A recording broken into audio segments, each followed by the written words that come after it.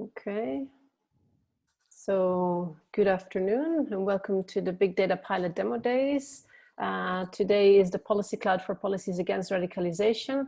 We're giving people a few seconds to join. We have a very full program, so we'd like to get started quite quickly. Let's see, people are joining.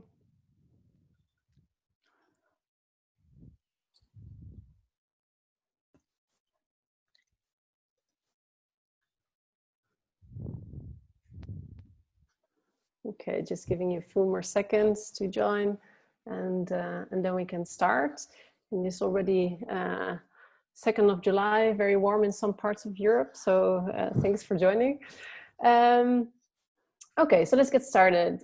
So welcome to the Big Data Pilot Demo Day. So today is the turn of Policy Cloud with policies against radicalization. This webinar is featuring Armen Duza from Majoli and Pavlos Kranas from Linux Scale. My name is Marieke Willems from Trust IT, and I'll be moderating today's webinar. I'm the communication and dissemination lead for Policy Cloud, but I also have another hat from BigDataStack, which is one of the other projects that is joining in this series of Big Data Pilot Demo Days. So thank you very much for joining us. Today we are very excited to share with you the Policy Cloud Analytics as a Service, facilitating efficient data-driven public policy management in the case of our pilot of policies against radicalization. So prior to getting started, I'd like to review a few technical details pertaining to the webinar. So you are in listen-only mode. That means that you can hear me, you can hear the speakers, but we can't hear you. This prevents everyone on the line from hearing any unnecessary background noise.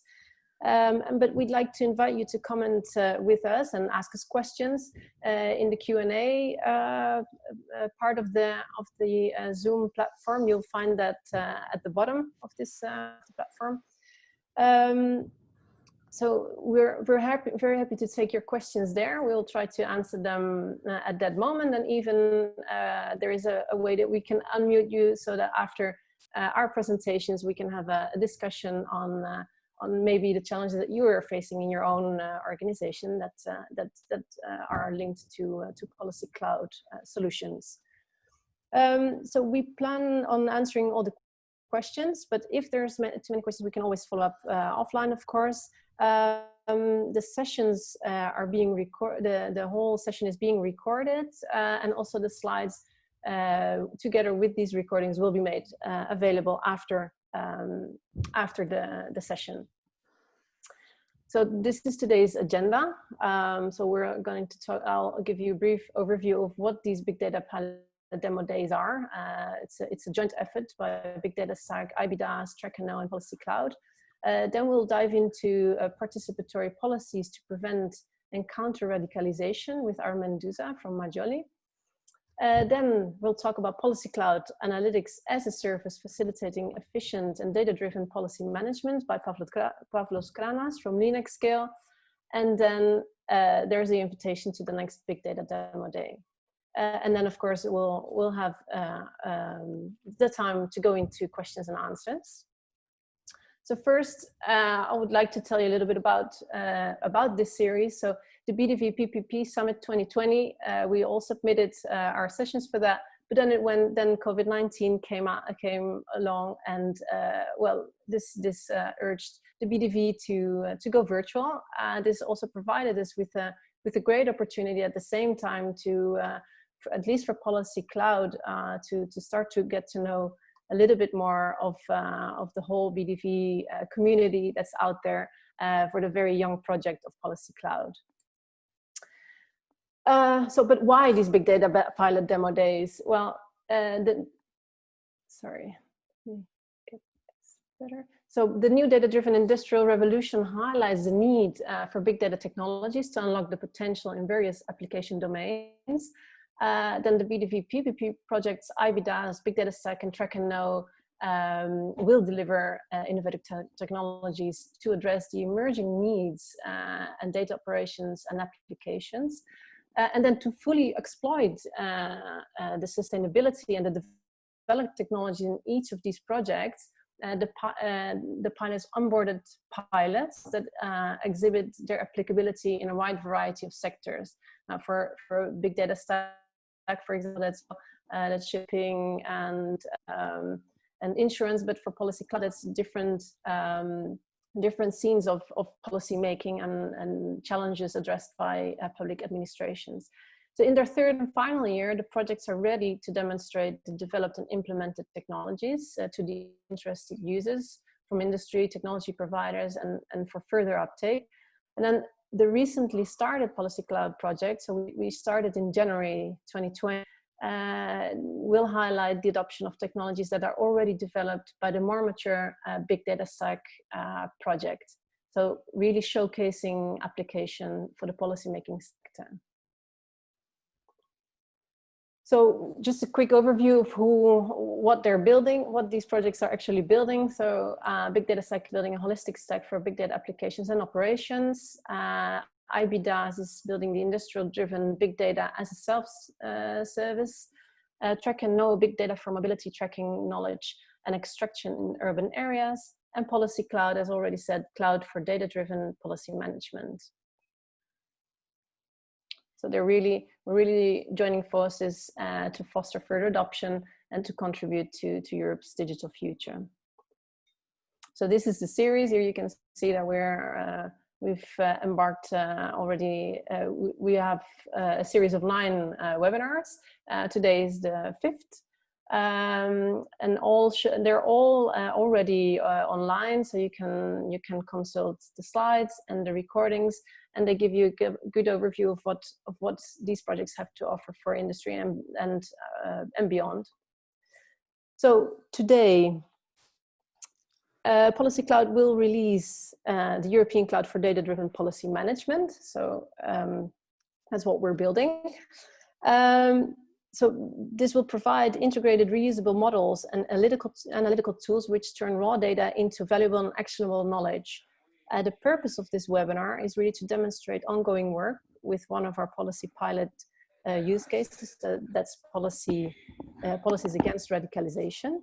And specifically, the presenters will discuss how analytics can be used to segment radicalization efforts demographically, visualize radicalization trends, and assign risk profiles to individual suspects. So this is, you know now a little bit more about us and what we're going to do, but we also wanted to know who you are. So to get an understanding what your backgrounds are and where you're, who you, in which organizations you operate. So for this, we have an online poll. Diego, can I ask you to launch this poll? Okay, I'll launch it now.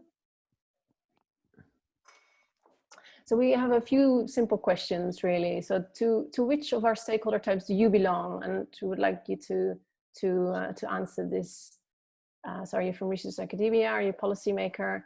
Are you from public administration, big data provider, big data technology provider, standardization body, other?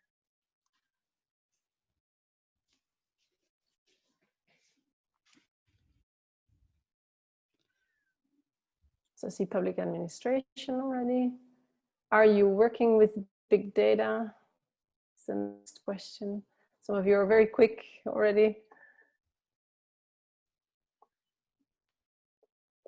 So half of you say that you're working with big data, the other half no. So we have people from research and academia, public administration, big data providers. The research and academia are growing. Okay.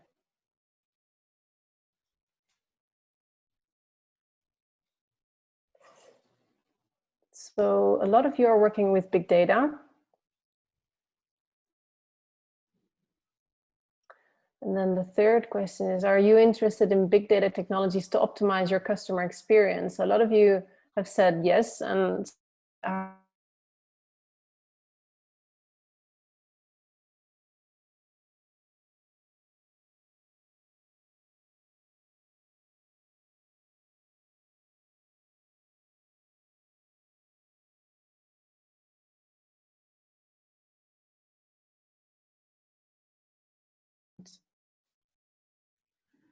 So a lot of you have indicated that it's the lack of expertise.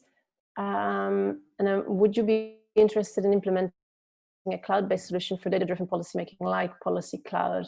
A lot of people have said yes. Let me see, 38%, 8% no, and 54% doesn't know that yet. So let's see. Do you have the necessary skills in your organization needed to operate a solution like Policy Cloud? Okay, so yes, a lot of you do, and some of you don't. So 38% not yet. Okay, so I think this is the end of the first poll. We have a few more questions for you lined up. I think we've ended with 62% of you being from research and academia, 8% from public administration, 8% from big data providers, 15% of big data technology providers, and 15% other. Okay, that's nice. Good. Okay, so let's end the poll and let's get started with Armand Douza. Can you, while you are starting to set up your presentation, I'll be briefly presenting you. So Armand Douza, Project Manager and Research Associate at Majoli Group, involved in the coordination and management, monitoring and controlling dissemination and exploitation of the multiple R&D projects co-funded by the European Union under the various framework programs. You are particularly involved in health, well-being, active aging domain, cloud computing and software technologies domain, cyber physical risk assessment and management domain. He holds a Master of Science in Economics and Market Policy and a Bachelor in Business Administration and Management, and is an active member of the Project Management Institute in Northern Italy branch and of the European Association of Research Managers and Administrators. So Armand, the floor is yours. Okay, thank you, Marique. Good afternoon also from my side. This afternoon, I'm going to provide you a general overview first of the radicalization phenomenon, just to get you familiar with these concepts, because maybe not all of you are from the policy making or the public administration. And as we saw also from the first poll, we have more people from the research and academia and technical providers. And then we will focus on the requirements analysis, both from the user perspective and data perspective. So just to start up with a very brief introduction to the radicalization concept. Radicalization for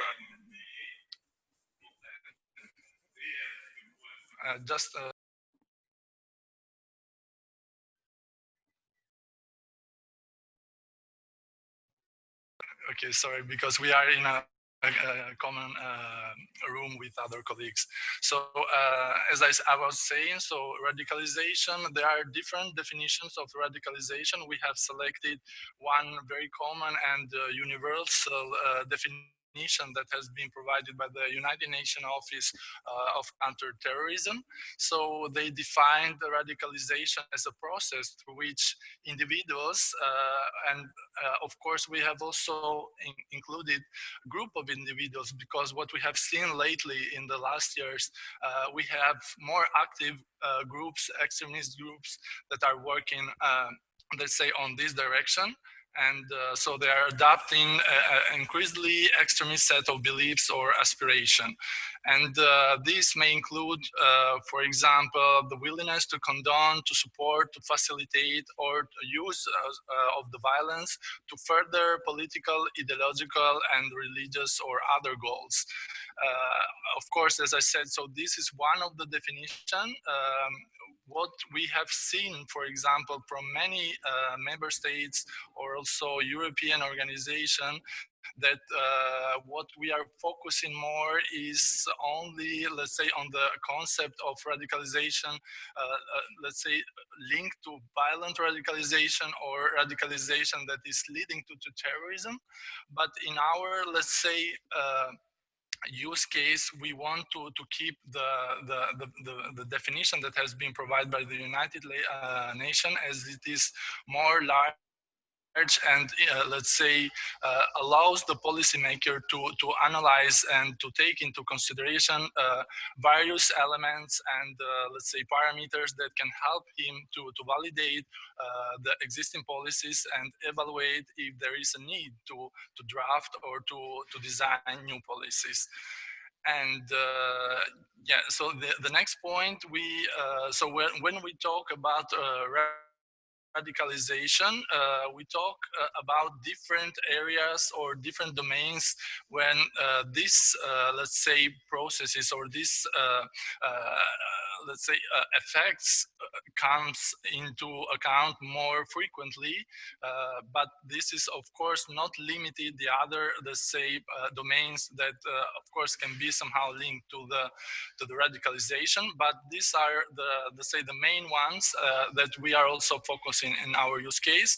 So we are talking about the prisons and jurisdiction system, the migration hotspots and asylum centers, the schools, religious communities, the peri-urban contents, and internet and media. Another aspect very important when we discuss, when let's say we deal with policies in the let's say related to the radicalization is the different actors that are involved in this, let's say, in this domain. So we have different levels of policymakers from the local. So we have the municipalities, the social services, and then we go to the national level with the ministries, or in, European level with Directorate General from Home, Radicalization Awareness Network, and also Europol. And also at international level, we have the United Nations Office for Counterterrorism and also the Interpol. Other important stakeholders that somehow are linked, or let's say can contribute to the design and to the validation of these policies to counter and prevent radicalization are of course the law and enforcement agencies, so police officers and the schools, from the school principal, the teachers, and other, let's say, actors involved at the school environment, non-governmental organizations, so social workers, but also EU associations and initiatives like the European Forum for Urban Security, European Crime Prevention Network, and European Neighborhood Watch Association. What are the main goals that we want, let's say, to achieve in Policy Cloud? So, and this is also linked to the, let's say, to the direct objectives of the policymaker, also outside, let's say, or let's say at their daily operation. So what they want to achieve is to reduce the occurrence of domestic radicalization by early identifying warning signals and risk from the social media and other data sources, to promote the secure access to the public spaces for more people, enriching their perception of security and safety, and also to encourage the citizen engagement and trust in the perceived legitimacy of public authorities. So different levels, as we saw before, so from the municipalities to the regions, but also law enforcement agencies. And then we have also, let's say, tracked the main objectives from the policymaker perspective that we want to achieve within Policy Cloud.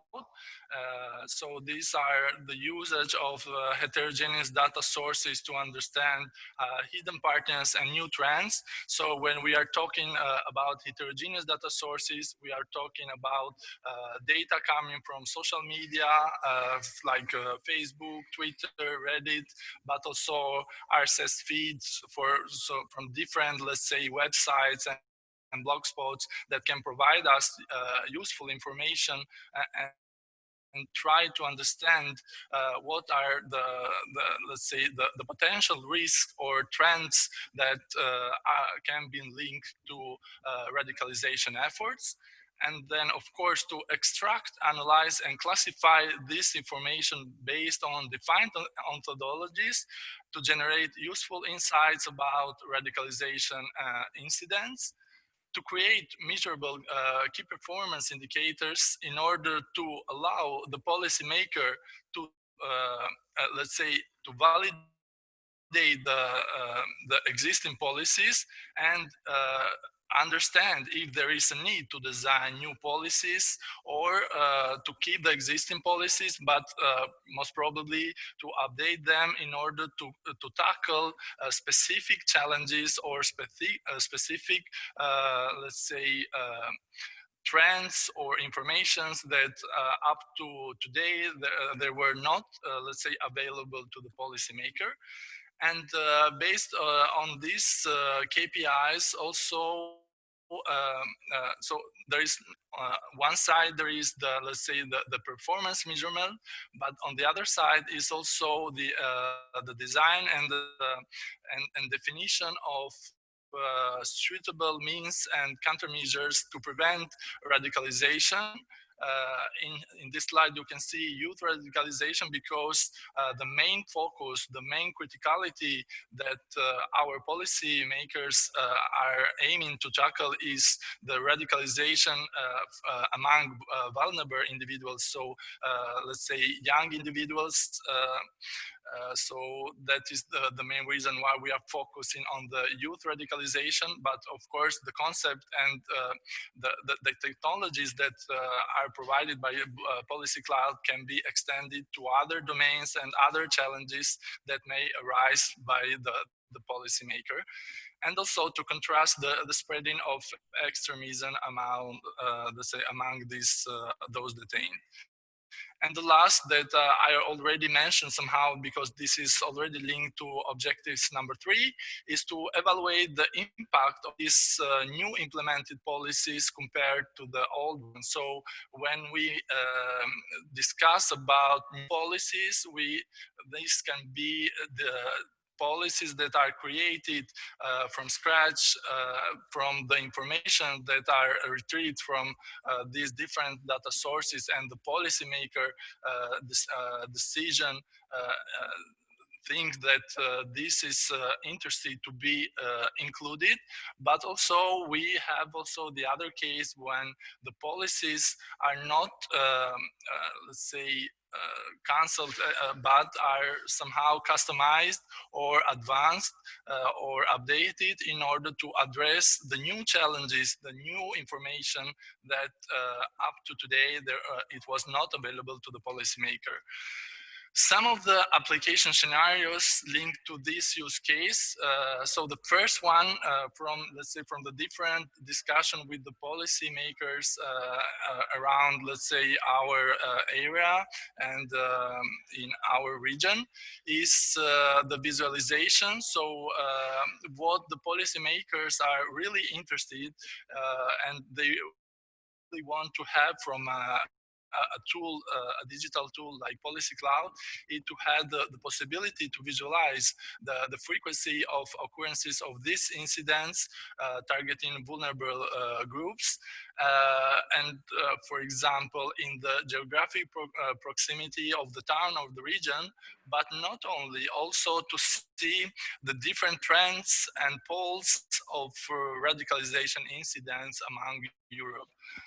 And another, let's say, very interested scenario and very requested from the policymakers is also the possibility to have or to detect new entities. And by entities, we mean individuals or organized group that somehow contribute to the creation of communication strategies in order to spread both online or offline radicalization efforts or an alternative to narrative or counter narrative.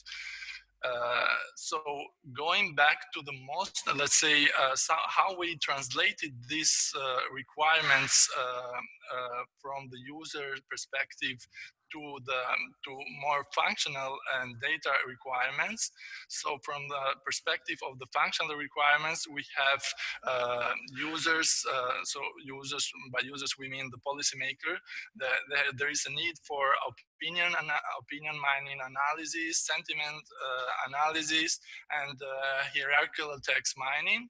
And from the data requirements, so we have to guarantee access to the global terrorism database, or as we already mentioned before, different social media networks like Twitter, Facebook, Reddit, but also official websites and blog posts that provide content useful to these domains that somehow we can provide or retrieve useful information from the policymaker in order to validate the existing policies.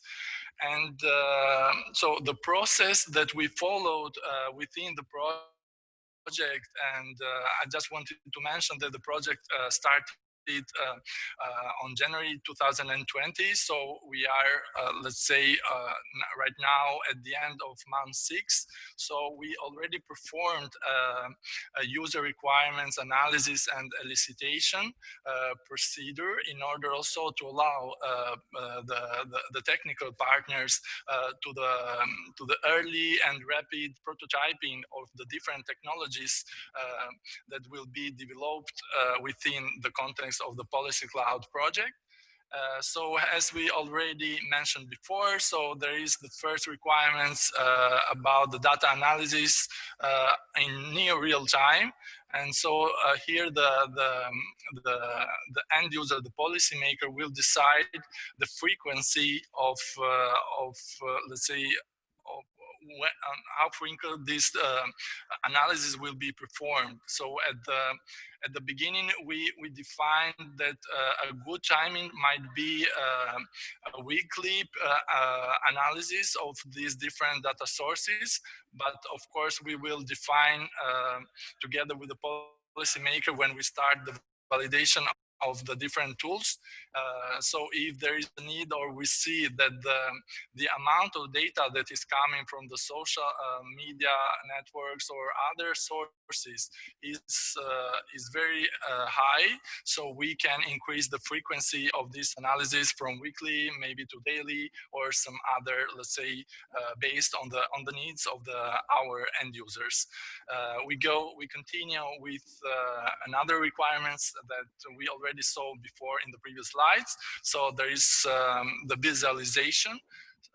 So the users are requiring that the dashboard should provide to them information in a different format in order to allow them to identify quickly the different areas or the different poles of radicalization, let's say, phenomena within, let's say, close to their area, but also in other geographic areas, even they are not very close. But as we know, let's say, the technology today is provides to the different users the ability to interconnect and organize in very rapidly. So also we consider other, let's say, active groups or individuals, even if they are not very close to our specific policymaker, but somehow we want to capture also, or predict somehow the link between the domestic groups or individuals with other groups active around Europe or at international level. And yeah, linked also to the visualization, as I already mentioned, there is also the risk prediction, because it is not just a matter of visualizing the existing, or what let's say, what are the incidents that already has occurred, even, let's say, in a time horizon from 5 to 10 years before today. But we want, let's say, the policymaker would like also to see, or let's say the system should provide to him some useful hints or information in order to predict different risks or threats of radicalization incidents that can happen in their location or close to their location. And the last one is the extraction of new entities, as we mentioned also in the previous slide. So when by new entities, we mean extremism groups or individuals that that were unknown to the policymaker up to today. And of course, we are also interested about their location, not because we want to track them in the sense that if they are close, they are more relevant to the policymaker, and so we can provide a higher level of impact that they can have to the policy decision maker at the local level. But of course, we are interested also about groups or individuals that are active, even they are not very, let's say, close to our policymaker, because there is this interconnection at, let's say, at real time that of course can somehow affect the level of security at the level of the municipality. So this closes my presentation for today.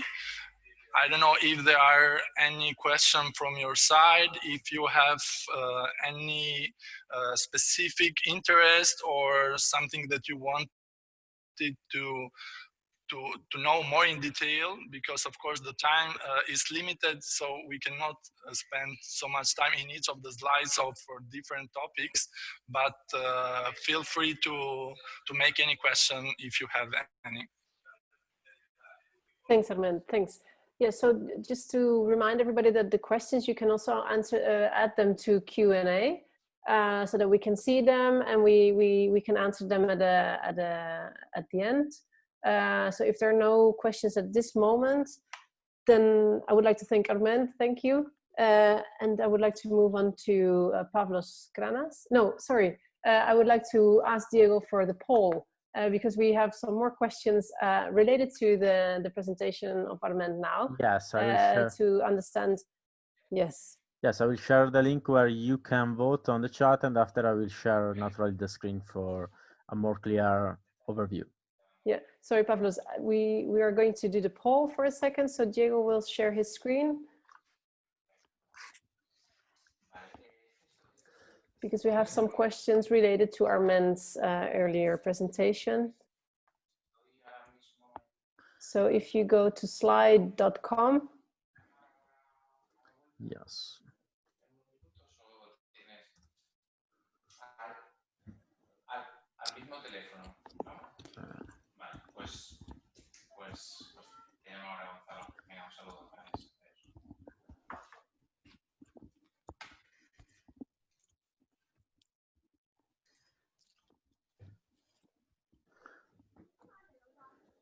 So we're waiting for the screen to be, yes, perfect. So are you dealing with any challenges to be addressed with evidence-based policymaking? So one of you have already said not at the moment. Okay, that means that it could be happening in the future sometime as well. Any other? So you have to join slido.com and then you have to enter 13181. Yeah, the link are two, seems one, but there are two links for two questions. Okay.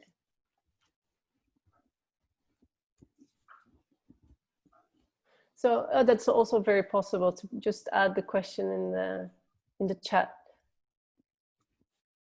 I would be interested to know a little more about the global terrorism database.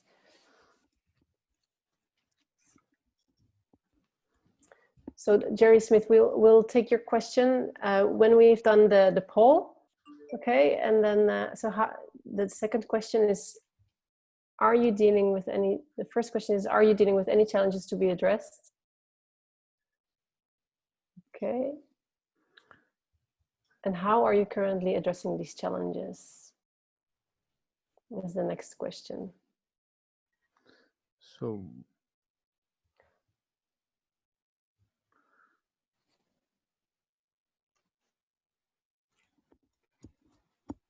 So if you go to slido.com and you enter hashtag 13181, then you can answer this question.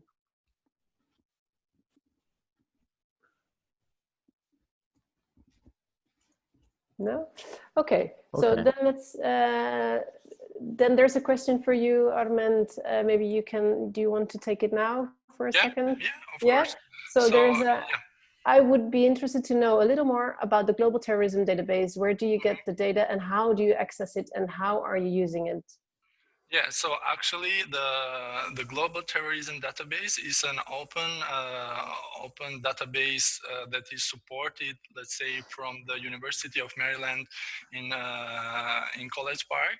And they are collecting data from 1970 to today. So we have different, let's say, domains that or different aspects of the radicalization that we can have useful information from this database. So, for example, terrorism and violent extremism, counterterrorism and countering violent extremism, risk communication and resilience. So from this database, we see the different radicalization incidents that can happen from 1970 from today, with useful information and different elements that can be useful for the policymaker to understand, with, for example, which was the group or the individual that initiated this radicalization incident.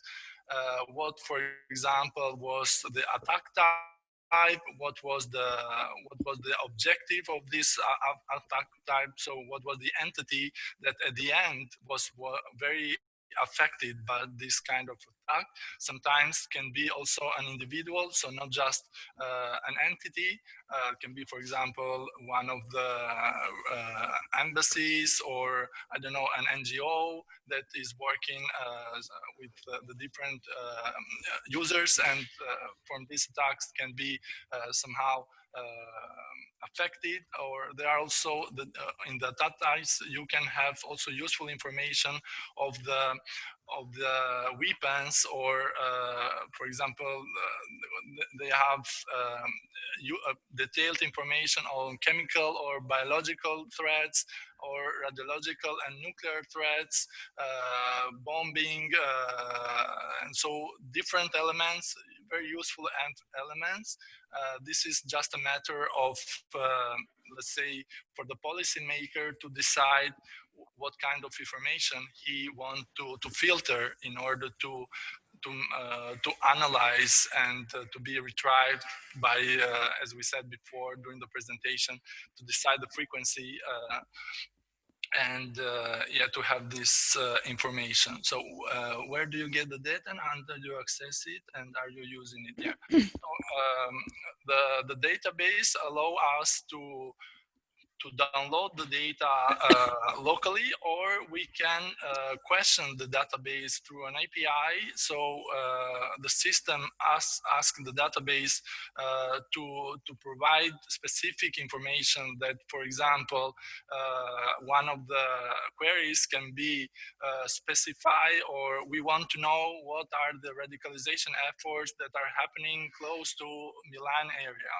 And so the system will provide, as a result, the different radicalization, let's say, events that can happen in the area of Milan from 1970 to today. And of course, the query can be more specific, so the policymaker can also include other interested keywords or other interested information that he is very interested in.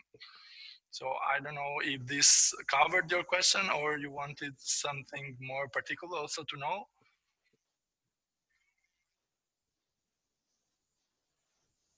So let me, for a second, unmute Jerry so he can answer if that was in the, oh yes, that is great, thank you, he says. Okay, perfect. I see there's one hand risen. So Kostas Moutsadas, we take your question after the presentation of Pavlos Kranas, because otherwise we will be pressed for time at the end. So we will come back to your question. So if you want to put it in the Q&A, we can already see it. Otherwise I will unmute you after Pavlos' presentation. Thank you. So Pavlos, while you are getting ready to share your screen for the presentation, I'll briefly present you. So Pavlos Kranas is Senior Software Engineer at Linux Scale with a focus on distributed and database management systems and his experience in software development and project management. Deputy Technical Coordinator of the Infinitag flagship project and a technology provider in BigDataStack, as already mentioned before, as well as in Policy Cloud. Pavlos, the floor is yours. Good afternoon, everyone. So I'm going to quickly set the technical overview of the Policy Cloud and then go into more details to specific components that we have developed in the scope of BigDataStack and we want to bring into in the Policy Cloud. So, as Marek said at the very beginning, what is the target objective of the project is to provide an analytics as a service, let's say, in order to facilitate the efficient data-driven public policy management. So what's the background now? So the facts are the following, that nowadays you have increasing use of devices and networks. So this leads to the generation of vast quantities of data. So what is becoming the norm is leaking this data from all these devices, this new data that we produce with existing and established data sources. So the current approach is not evidence-based and does not take in this data linking into account. So mature approaches needs to analyze and understand this the whole environment that is defined by the data produced by all these kind of devices and networks. So the goal is to create efficient and effective policies with the data-driven policy management, into account that we can manage all this kind of data and to provide decision support to authorities for policy modeling, implementation and simulation through the identified populations. So we have 5 main challenges here in the project that we have been structured hierarchically, let's say, one leads to the other. So first of all, the first main challenge is that we need a data-driven approach for effective policy management. So we have various sources of data coming from a lot of different sources, and we manage the whole data path, which includes data modeling, representation, interoperability of data coming from different sources, cleaning, linking heterogeneous data set, analytics on top of all of them, in order to exploit the collective knowledge, combine the data coming from all these different sectors. But as we said that we have based on the data, because data is gold nowadays, and we have compilation, assessment, optimization in the multi-domain of policy. It's very important to highlight here that many of the partners in this project also was participating in a previous one that was started tackling policies, but in a specific domain of the healthcare. Right now we are having multiple domains, and we try to have the holistic policy modeling. So we have different KPIs from specific policies that are targeting a specific sector, and what we need to do, and the main challenge here is to make an analysis of potential patterns, let's say, and relations between policies in different domains. So we can have the identification of effective KPIs that can be reused in other type of policies, or which are not effective, and taking into account that we know what the first are effective, we can also help to improve the non-effective ones. The third big challenge is the data management techniques that we enforce across the complete data path. So we try to have a meta-interpretation, let's say, layer that helps to semantically annotate and capture the syntactic of the data properties, the meaning and the representation. And also we have in the data path, we have also mechanisms for cleaning the data for harmonized it, fusing it, and in order to be able to be into this interpretation layer.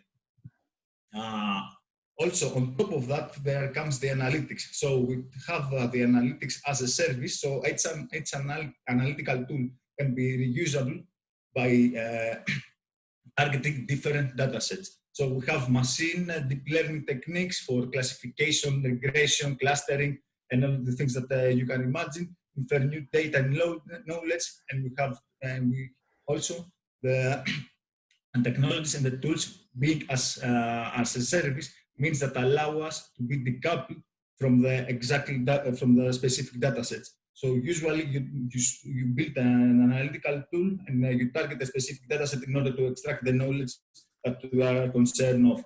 But decoupling this information, you can reuse it to other target sources. And at the very end, we provide a unique endpoint to exploit the analytics in these different cases that this can execute. First of all, you can model the policies, that policies have the specific KPIs, and then you can execute different models that actually invokes the execution of the analytical tools underneath. And also the results can be visualized, as Armin was saying before, in an adaptive and incremental manner. So this enables the policy life cycle to be visualized in different kind of ways according to what its tool is concerned of. And also because we are also targeting streaming scenarios, we can have this incremental visualization. So it means that the result that you can see on the screens can be modified on the fly, and you can readjust the policy. So this is the conceptual architecture, let's say, of the whole project. It's very important to note right now that the project is at the very beginning. So this is a work in project, work in progress. So this is the first idea that we came up. But so I don't get into more details because still we are involved in that. But it's very important to see that we have a separation of the layers. So at the very, very bottom, we have, let's say, the infrastructure layer. So this means that the whole solution can be deployed automatically in different environments, and you can see the separation then of the layers. So we have the data acquisition, the targets is the data management part. So this is, let's say, the management of the complete data part that we were discussing before, how the data enters, being cleaned, gets the quality assessment, and hence in order to extract semantic and syntactic information so that the data can be interoperable. We have the data fusion linking stored in the data store, and then on top of that we have the data analytics that, as I said, they are implemented as a service approach. So they have analytics for opinion mining, sentiment analysis, social dynamics, etc., that can be used in different kind of data sets. So you can see that it's not targeting a specific one, but you can be reused in different domains. And on top of that, of course, we have the policy creation and the modeling, and the policy modeling, and that drives the results to the visualization. So right now, as we implement this project, we decided that it would be very meaningful to include some technologies that we have already implemented in the scope of BigDataStack. So in the policy cloud, it's Linux Scale and IBM are two partners that are the main data technology providers that we have implemented a baseline technology in the scope of BigDataStack, that we identified that they need to have the solution, and we have already provided the first prototype. BigDataStack is a project that is ends in the end of the year, but still we are identified that the scenarios that we are targeting are very common. So we need to also to continue that in the scope of Policy Cloud. So what is the essence of this framework? So nowadays the modern enterprises uses a variety of different kind of data stores management systems. You can have operational database to manage transactional load. You can have key value to add store IoT data, logs for the traffic or for the network traffic. You can have data warehouses for analytics, data lakes to store structural data, etc. So you need actually your framework to provide you polyglot capabilities. This means that be able to speak with different languages. Then it's better if the database system can able to provide that. Nowadays, we can usually have data federation using tools like Apache Spark, which is very, very common right now. But the main drawback is as they are not a database themselves, they need to actually take the data on memory and provide there the analysis, which can be very resource consuming, and of course you cannot explain the capabilities of each of the specific data stores. So we were targeting a use case when data ingesting into an operational data store, coming from sensor data coming from IoT devices, but at the very end, the old data becomes historical, which means there's no modifications anymore, and you don't have any transactional need for transactional semantics of that. So you put it in a data warehouse in order to perform analytics, big data volumes that the data warehouses are identical for that. But the distribution of the dataset can be problematic because data have to be retrieved from both of the stores and have to be merged in the application level, which is something that is very, very difficult to be done in that level. And this is what the databases are good for it. But also you can also have considerations about the data consistency when moving data from one data to the other.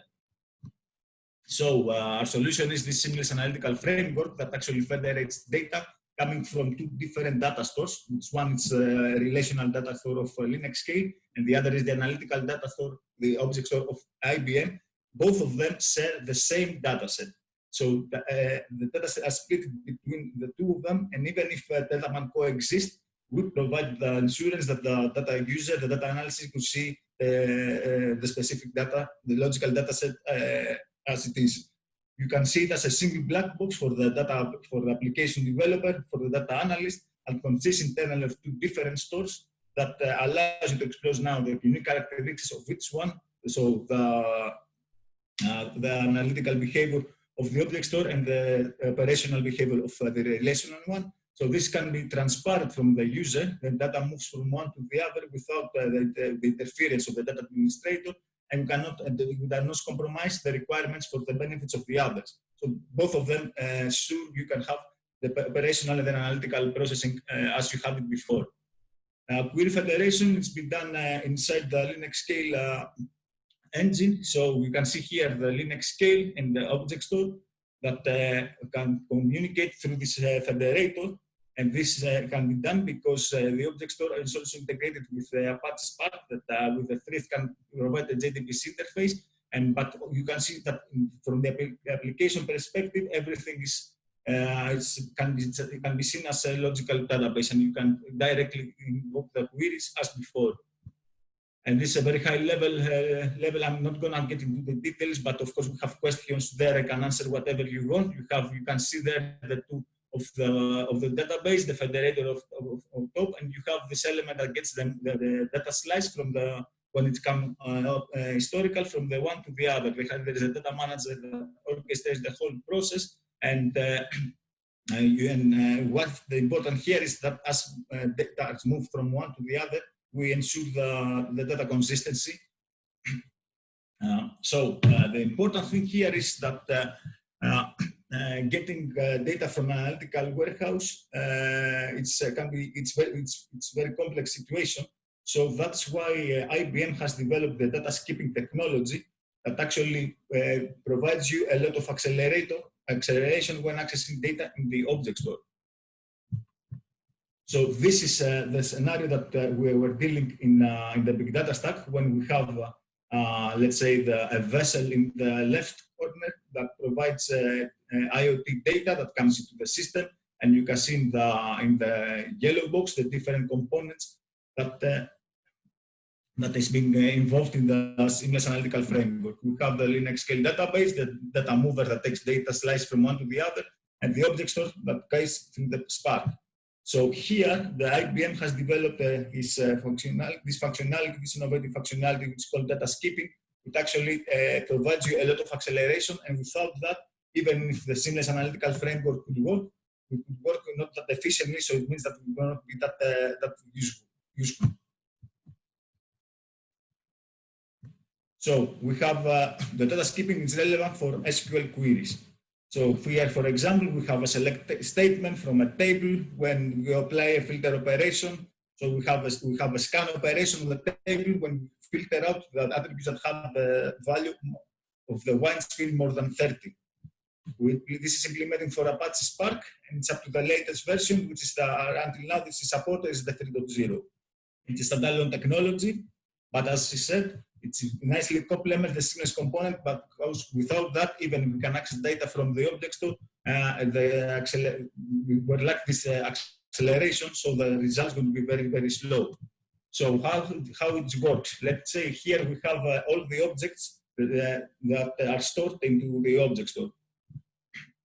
And we execute an SQL query. So the SQL query should try to scan the whole items and apply the filter operation. So the data skipping mechanism, what it does, is that it determines which objects are not relevant to this query, so it can avoid it when it scans. So it stores indexes, getting metadata for each of these objects. So during the scan, it skips the irrelevant objects. So it reduces the number of the items that have been accessed, and therein the number of items that can be returned. So here, let's say we apply the SQL query in the Apache Spark, that inside we have the data skipping index, and this would allow us to only address the elements that we need. So this saves us time and money, of course. So this has been mature until now. It was started during the project, but until now, but it also has been demonstrated in a demo. Has been presented the IBM Think of last year conference, which is one of the most important events that IBM is organizing. So this has a great impact, and also has integrated already as an open beta in the IBM Cloud SQL query. And this is from me, and Marek, the floor is yours. Thank you, Pavlos. Thank you for that presentation. I don't know if there's any questions at the moment. I haven't seen yet. So I would really encourage everybody to add the questions that you have to the Q&A so that we can answer them at the end. Because now I would like to briefly give the floor to our invited speaker. Let me share my screen.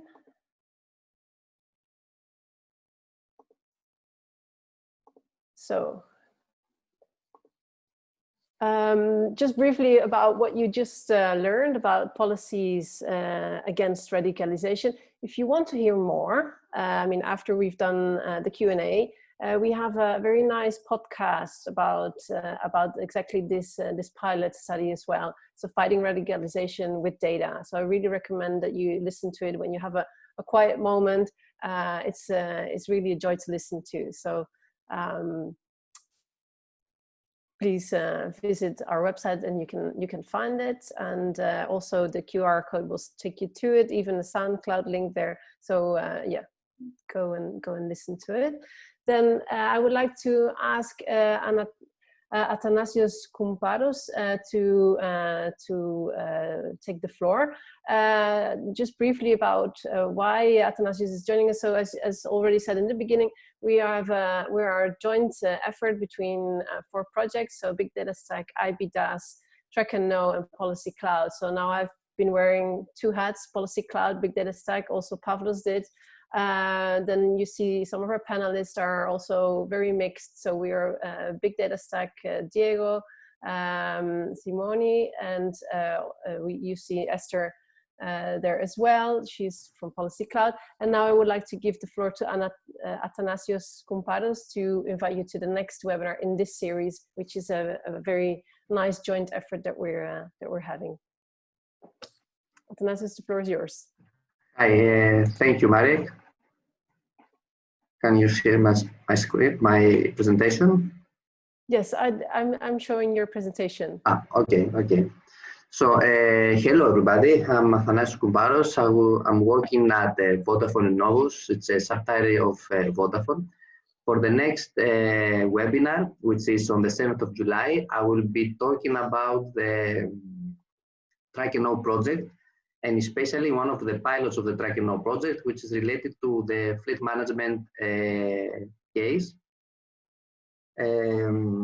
I will go into more details about the use cases that the fleet management is trying to solve in the Track Know project. And I will try to demo two of the most important and basic cases in the fleet management case, where I discuss about the error detection of the data coming from a vehicle device and how this data is cleansed and how we can use this kind of data in order to predict the next location of the vehicle and act upon it before this vehicle arrives at any given point. So I hope to see you all next week on the 7th, and that's it from me. The floor is yours. Thank you all. Thank you. So what I would like to... Marik, sorry, there is another question from the participants, and I think it's linked to my presentation. So Perfect. do you want me Yes. to take it also? Yes, yeah. Please do. So yeah, there is a question from Josef. He's saying, nice webinar. Are you not afraid that the project outcomes could be used by authoritarian regimes to detect and repress various groups of citizens, e.g., for example, political opponents in Iran, etc.? Okay, so first of all, thank you, Josef, for this question, because it's a really interesting question. What I wanted to clarify, first of all, is that the project, as we also mentioned at the beginning of this webinar, but also during our presentation, has just started. So we are in month 6, and so we expect that the more advanced outcomes of the project will be available in 2.5 years from now. And of course, some of the results of the project will be available as open source, but some others will be available, let's say, as a commercial product. So let's say not all of the results of the project will be accessible for free.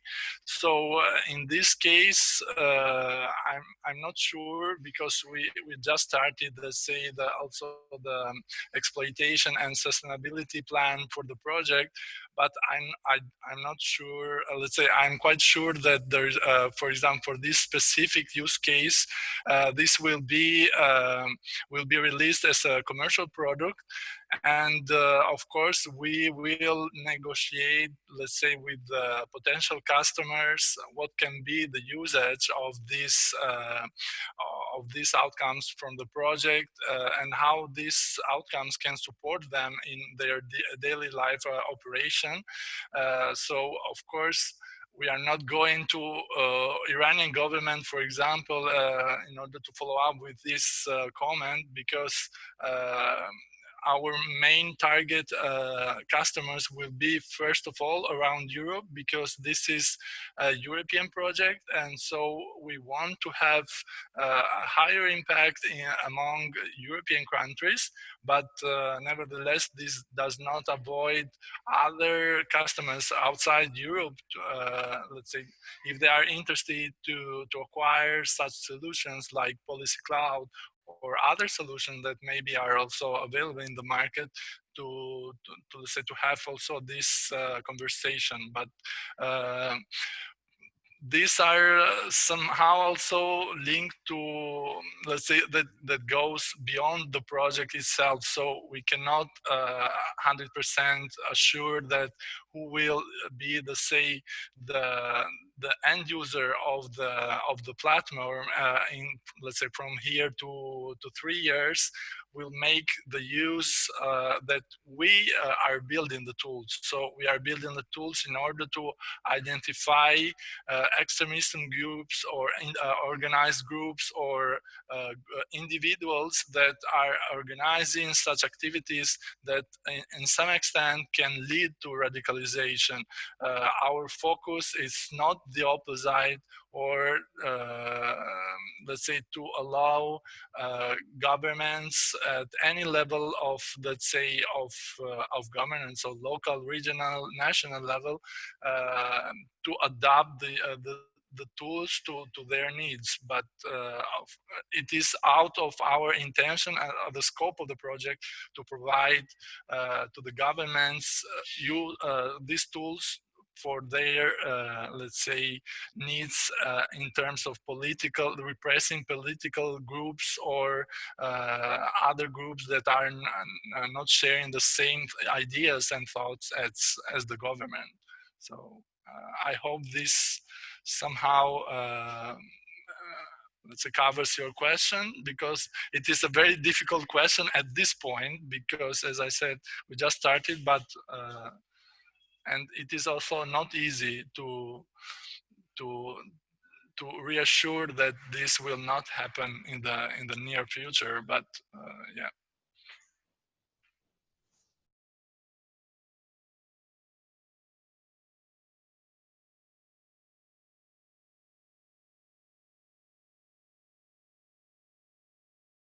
So Marek, the floor is back to you.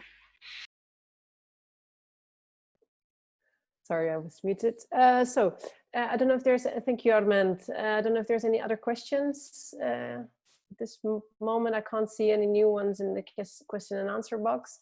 I do have a question though. I know we're over time. We then close off if there are no other questions. So the tools that we're building is for public administration and policymakers, but what kind of skills, what kind of roles do they need to have in their organization? So I think maybe that question is more for Pavlos. Can you repeat, Marek, because I didn't understand the context? Yeah, so what kind of experts would they need in their organization to be able to make the policy cloud solution work in their organization, the skills that are needed? Actually, we just because we provided all this automation, it doesn't require a lot of skills. So, okay, of course, a technical guy that can handle operations, so can be able to deploy everything, but everything is automated, and as soon as everything is deployed, then it's just about the end user to use it. So also the tools that are provided, the analytical tools, are also comes with all of that. But okay, of course, if you need to extend it because it's been developed, it will be developed. It will be designed to be extendable. So if there is someone, that analyst there, he can also create a tool, and then it's a very, very easy process to plug it into the platform, and can be accessible from the policy development tool. Okay, thank you. Are there any other questions? Diego, do you see any questions in the question and answer box? Not at the moment. Not at the moment. Okay. No hands risen.